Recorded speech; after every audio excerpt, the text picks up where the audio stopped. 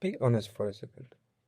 If you want to rename a variable, do you still click it, rename it, and hunt for the next one and do this for 5 more times? Stop it. Now VS Code has a new feature which allows you to rename all the variable in single file instantly. Here how you can do it. Now you just have to select the variable and click Cmd D, and it will select the next instant, and if you click again it will click select the next one, and keep you have to keep clicking to select all the instance of the variable.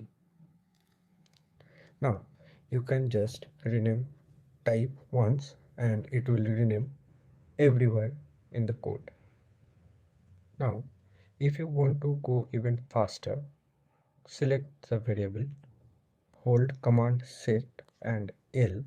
It will select all the instance of that variable in your file, and you can now type once and everywhere it will get updated.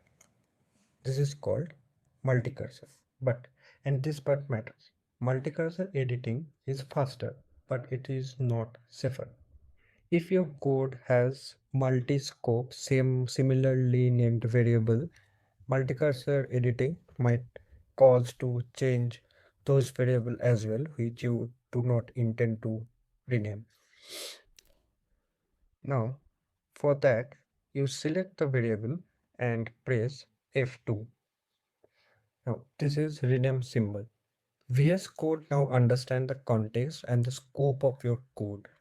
It safely rename all the variable across file and across scope.